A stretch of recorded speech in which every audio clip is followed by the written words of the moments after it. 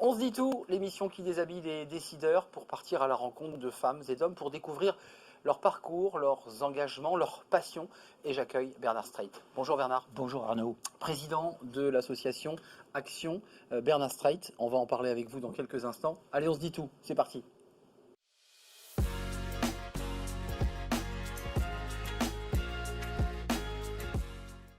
Avec nous Bernard Streit. Bonjour Bernard, merci. Bonjour Arnaud. D'avoir répondu à notre invitation. Vous allez nous raconter votre histoire et votre parcours parce que c'est vraiment un parcours incroyable.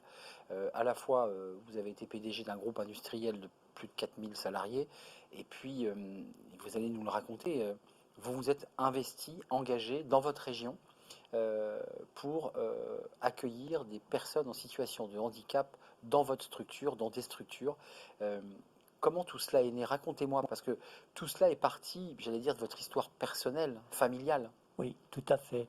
Donc, pour comprendre ce fil rouge, il faut simplement rappeler que nous sommes une famille d'agriculteurs, immigrés depuis la Suisse, et qu'à l'âge de 7 ans, dans la ferme isolée où vive cette famille, ma tante a la poliomyélite. Mon père, quand elle a 20 ans, décide de créer une petite entreprise pour lui donner du travail. Et juste après-guerre arrivent les plastiques transparents, les PVC cristaux, et il invente une petite maroquinerie moderne dans la maison, dans une pièce de 4 mètres sur Dans 4, la maison. dans la maison, où elle va, avec une machine à souder haute fréquence, permettre à des gens de venir mettre leur permis de conduire, leur carte d'identité sous plastique. Mais c'est magique, le plastique transparent à cette époque-là. Avant, il y a des étuis en cuir. Qui protège le papier, en fait. Qui protège le papier ne se dégrade pas, et comme ça, vous avez la continuité de votre document.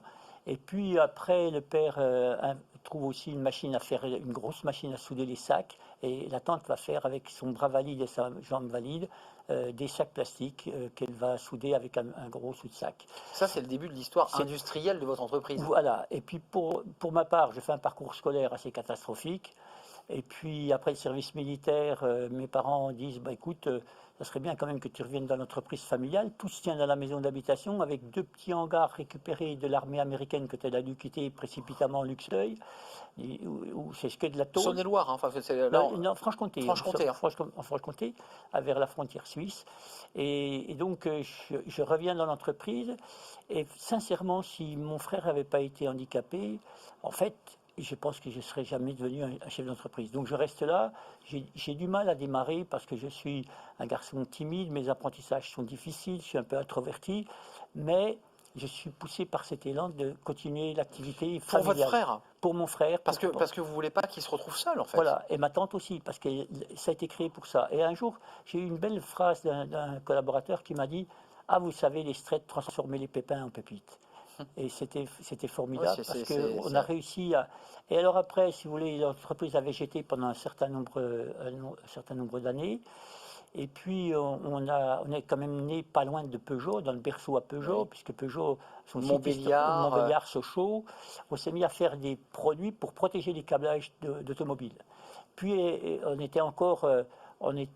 nos investissements, pour vous donner une idée, on faisait la poubelle des riches. C'est-à-dire qu'on allait acheter du matériel que les autres ne voulaient plus pour pouvoir produire, parce qu'on n'avait pas un sou. Dans un atelier, cette fois-ci. Dans un atelier, un petit atelier qui était mais vous avez quitté la cuisine, là. Oui, on avait encore la cuisine, plus un petit atelier en face. Et donc, est arrivée la globalisation des affaires. Nos clients, après cette révolution qu'il y a eu de libre-échange à travers le monde, cette mondialisation, nos clients nous ont demandé d'aller en Espagne, puis d'aller au Portugal, et on était encore des semi-artisans, semi-industriels. Tout d'un coup, tout s'accélère. Tout s'accélère. Et donc, comme on n'avait pas eu de succès auparavant, on n'a pas été obligé de démonter la cathédrale pour aller mettre des petites chapelles aux quatre coins du monde. Vous étiez très agile, en fait. Hein. On était très agile, parce qu'on n'avait pas le poids de tout ça. Donc, 4000 salariés pour finir dans cette trajectoire incroyable d'une entreprise qui explose, mais votre colonne vertébrale, on vient de le voir, c'est votre frère, l'accompagnement, et je dirais un moment tragique de votre vie, mais qui est en même temps un rebond, un renouveau. Votre frère vous dit presque sur son lit de mort. Oui. N'oublie pas, fais quelque chose pour les personnes handicapées. Ouais, voilà. Qui me permettra de continuer à penser à moi. Oui. Alors il faut dire aussi que j'avais fait la promesse à mes parents de m'occuper de mon frère jusqu'à la fin de ses jours, parce que c'était l'angoisse de mes parents. Ce que vous avez fait. Voilà, ce que j'ai fait. Mais dans un souci de précaution, quand nos parents nous ont partagé, j'ai acheté la maison de mon frère qui est au milieu du village en viager pour lui faire un pactole. Parce que vous savez, dans la vie, hein, si vous avez un peu d'argent, vous trouverez quelqu'un pour vous aider. Si vous n'avez pas d'argent, vous êtes dans la misère pour toujours. Donc j'ai fait cette cagnotte, et donc quelques semaines avant son décès, je l'ai approché, j'ai dit, Philippe, tu veux faire quoi de tes sous? Il ne savait pas compter, donc il ne savait pas ce qu'il avait, mais il a dit, effectivement, ce qui m'oblige, il m'a dit, il faudrait que tu fasses quelque chose pour les gens comme moi. Et ça, c'est fantastique. Vous le faites. Et j'essaye de le faire, et tous les jours, j'essaye de le faire. Et ça, c'est ce qui guide mes pas. La trajectoire de votre vie, qui est effectivement incroyable, c'est qu'aujourd'hui, vous avez combien? 75, 80 personnes dans cette structure Action Bernard Strait. Philippe Strait, qui est votre frère. Mon frère, parce que j'ai voulu que ça porte son nom. Et ça porte le nom de votre frère. Parce que mon frère a donné son patrimoine. Moi, j'ai apporté aussi, mais c'est quand même lui, à l'origine, qui me met sur cette piste-là. Combien de salariés, là, aujourd'hui? Aujourd'hui, on a créé 80 emplois en l'espace de 2 ans. Donc 75% sont avec handicap. On est dans une activité de prestation de services pour des grands comptes. On travaille beaucoup pour Le Bon Coin, par exemple, où on traite à peu près 100 000 mails pour eux. On travaille aussi pour des compagnies d'assurance, où on traite à peu près 7 000 rendez-vous de prix. Si vous avez un sinistre, par exemple, et ce sinistre... C'est du service, hein, c'est du service. C'est la relation client. Donc l'assureur vous dit qu'il s'occupe de tout, mais il va nous sous-traiter la mise en relation pour arriver le bon jour, à la bonne heure, à la bonne adresse pour constater... Et ça, ce sont vos salariés en situation de handicap qui le font. Maintenant, ça s'est structuré, mais vous les rencontrez, vous avez des échanges avec eux, comment ça se passe? Vous continuez à être opérationnel? Ah oui, tous les jours opérationnel, parce qu'on a démarré à zéro. Donc j'ai retrouvé mes réflexes de 45 ans en arrière, en démarrant une PME. Mais avec l'expérience de quelqu'un qui a dirigé une entreprise de 4000. Oui, mais il faut savoir que quand vous dirigez une entreprise de 4000, c'est plus facile que de diriger une entreprise de 4, 5, 6, 10 personnes. C'est pas la même chose. Souvent, on dit, oh, le patron, il a 4000 personnes, ça va être compliqué pour lui. Oui, c'est compliqué. Mais il est plus loin. Mais si vous voulez, vous avez un staff autour de vous. Donc là, j'ai des jeunes personnes qui m'ont rejoint, que je forme, et qui apprennent très rapidement, parce que je ne vais pas m'éterniser sur cette planète.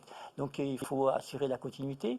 Et on a 3 piliers dans cette affaire, importants pour nous dans nos valeurs. C'est bien sûr la patience, c'est aussi la bienveillance et l'exigence. Et pour moi, la forme la plus aboutie de la bienveillance, c'est l'exigence. Il faut faire grandir les gens. Et pour les faire grandir, il faut les faire sortir de leur zone de confort, aller un peu dans leur zone de tension, et ils s'aperçoivent tous les jours que leur zone de confort s'agrandit. C'est des gens qui sont restés sans travail pendant 4, 5, 6 ans, des jeunes gens qui sont handicapés, qui n'ont jamais travaillé. Et donc, on a cette patience qui nous est possible pour nous, parce qu'en fait, on a des aides de l'État qui nous aident à faire ça. Et ils retrouvent dignité et confiance. Oui, et c'est pour ça que notre slogan, qui peut peut-être surprendre, c'est de faire de chaque personne en situation de handicap un contribuable. Si vous ne contribuez pas pas rien qu'au sens fiscal, si vous contribuez au sens pas de à la contribution réelle. Voilà. Et à ce moment-là, vous retrouvez votre dignité. Et dans le domaine du handicap, c'est important de se reconstruire par le travail. Alors, je sais que je suis un peu vieux jeu, parce qu'aujourd'hui, on parle d'un salaire universel, on parle de beaucoup de choses comme ça. Mais en fait, le travail, c'est ce qui permet à quelqu'un de se reconstruire. Et autour de ça, dans l'association, on a mis un système qui permet d'aider à l'hébergement quand les personnes arrivent, de les transporter. On a des véhicules qui les transportent gratuitement pour venir travailler. Oui.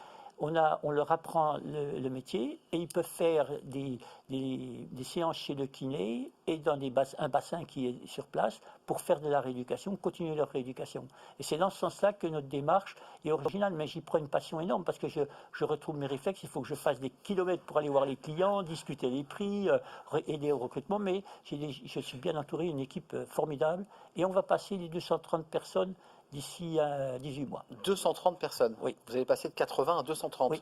Donc 130 personnes ou 140 personnes vont arriver. Oui. Il va falloir les mettre. Alors on a des gros investissements. C'est pour ça que l'association porte l'ensemble de l'équipement pour un investissement de 7,2 millions d'euros. Et aujourd'hui, à peu près la moitié a été financée, on est à la moitié du programme, par des dons. Le capital de mon frère, des dons que j'ai faits, mais des dons aussi de mécènes régionaux. Et on cherche à pouvoir finir rapidement ce modèle pour pouvoir le dupliquer ailleurs. Parce qu'il y a possibilité d'entraîner beaucoup de monde à travailler. Bernard Streit, 2 questions. Vous les avez sélectionnées. Le Collège de Paris, c'est tout de suite et on découvre la question.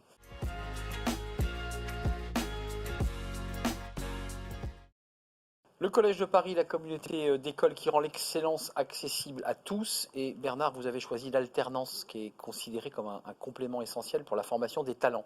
Là, on évoquait la situation de personnes handicapées. Je ne crois pas qu'il y ait de dispositif d'alternance. Vous les embauchez, oui. Elles se forment dans l'entreprise. Et d'ailleurs, est-ce qu'il faudrait réfléchir à une forme d'alternance qu'on puisse permettre à des personnes handicapées à la fois de poursuivre une scolarité et de commencer à s'acclimater au travail? Je pense que l'alternance, c'est une nécessité absolue. Parce que, si vous voulez, et la réponse que j'apporterai à ces jeunes, c'est qu'ils sont le trait d'union entre une école et l'entreprise. Ils sont le trait d'union entre un savoir-faire théorique et un savoir-faire pratique. Et ça, c'est vital. Et puisque cette jeunesse qui est là, j'ai demandé tout de suite, elle a entre 18 et 25 ans, est-ce qu'elles imaginent faire de l'éducation sexuelle sans faire de pratique? C'est pas possible. Donc, soyons réalistes et soyons pragmatiques. Sans pratique, il n'y a rien. C'est une évidence. La question d'Anne Jarot, c'est tout de suite.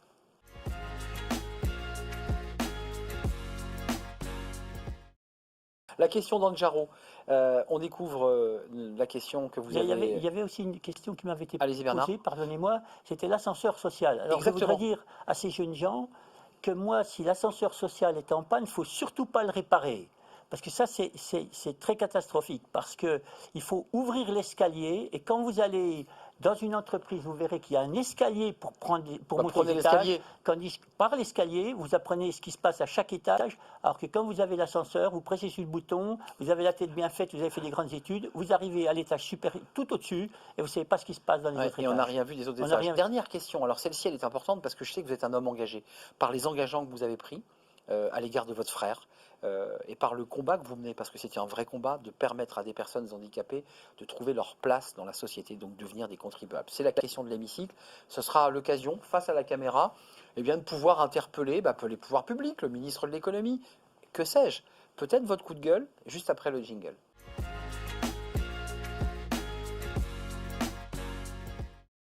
Bernard Streit, 1 minute face caméra, peut-être pour interpeller les pouvoirs publics, pour leur faire partager une proposition ou un coup de gueule. Vous avez la parole. Moi, ça sera plutôt une proposition, parce que je pense qu'aujourd'hui, un certain nombre de personnes qui sont porteurs d'un handicap, quand elles viennent pour travailler, sont très soucieuses de perdre leur AAP. L'AAH, l'aide aux personnes handicapées. Oui. Et je pense que ce qui est bien aujourd'hui, c'est que cette AAH, ils permettent de la garder pour compenser toutes les problématiques qu'ils ont une fois qu'ils sont sortis de l'entreprise, mais qu'on ne vienne pas la supprimer ou la réduire parce qu'ils travaillent. Il faut récompenser ceux qui travaillent, il faut les encourager. Et ça, je trouve que c'est des petites économies de bout de chandelle. Et je dis à tous nos élus, arrêtez d'être des épiciers, prenez de la hauteur et regardez les choses avec positivité. Ça ne sera pas un grand drame pour la nation si elle continue à payer ses AAH et laisser ceux qui veulent travailler pouvoir avoir plus de revenus. Travailler plus pour gagner plus. Merci. L'AAH, qui est dans le débat polémique sur les pouvoirs d'achat, permettra à ces personnes en situation de handicap d'améliorer aussi leur situation, leur revenu et de vivre dans des conditions décentes, ce qui n'est pas toujours le cas. Merci Bernard Streit d'être venu sur notre plateau. Vous êtes le président de Action Philippe Streit, votre frère, avec cette entreprise. On l'a entendu, vous allez passer de 80 collaborateurs à 230, plus de 7 millions d'investissements. Ça veut dire un engagement pérenne sur ces questions. Merci, c'était un vrai plaisir de partager ce moment avec vous. Dans On se dit tout. C'est terminé, c'était un plaisir. Merci Bernard. L'émission est terminée, à très très bientôt évidemment pour de nouvelles aventures. Merci à vous, merci pour votre fidélité, merci pour vos réactions et je vous dis à très très bientôt. Bye bye. Décideurs engagés, l'émission TV de l'Hémicycle animée par Arnaud Ardouin qui déshabille les décideurs, qui nous permet d'appréhender ce qui chaque jour leur donne envie de se battre et de réussir.